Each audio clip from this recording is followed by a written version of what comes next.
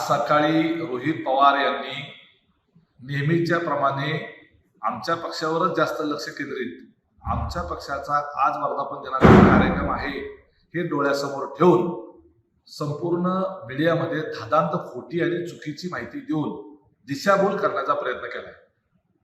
त्यांनी सांगितलं की राष्ट्रवादी काँग्रेस पार्टी अजितदादा यांच्या पक्षाने महापुरुषांचे फोटो हे कुठल्याही बॅनरवर टाकले नाहीत आणि आता ते महाराष्ट्राचा पुरोगामी विचार जो आहे त्यांनी ते भाजपवर गेल्यामुळे सोडून दिलेलं आहे. मला रोहित पवारांना हा प्रश्न विचारायचा आहे की तुम्ही काल तुमच्या पक्षाचा जो वर्धापन दिन साजरा केला त्यावेळेला जे बॅनर पोस्टर सगळीकडे लावले होते, जे तुम्ही तुमच्या स्वतःच्या फेसबुक आणि इंस्टाग्रामवरून पोस्ट केलेले आहेत, त्या सगळ्या बॅनरमध्ये या सगळ्या महापुरुषांचे फोटो होते का?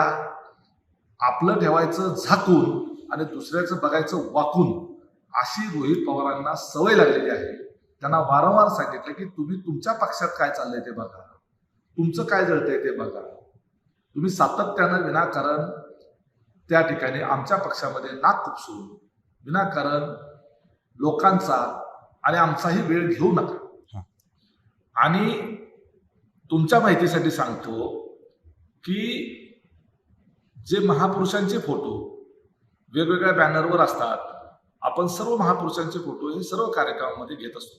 आमच्या कार्यक्रमामध्ये त्या कार्यक्रमाची सुरुवातच या महापुरुषांना त्या ठिकाणी अभिवादन करूनच होणार आहे, त्यांना पुष्पहार घालूनच होणार आहे. पाहिजे तर स्टेजवर बघायला या, तिथं ऑलरेडी त्या ठिकाणी सर्व फोटो ठेवलेले आहेत. आमचा कार्यक्रम होण्याच्या आधीच रोहित पवारांनी या संदर्भानं काहीतरी मीडियामध्ये आमच्या कार्यक्रमामध्ये डिस्टर्बन्स क्रिएट करण्याच्या करता म्हणून एखादं स्टेटमेंट द्यायचं आणि खोटी माहिती त्या ठिकाणी पसरवायची हे काही योग्य नाही.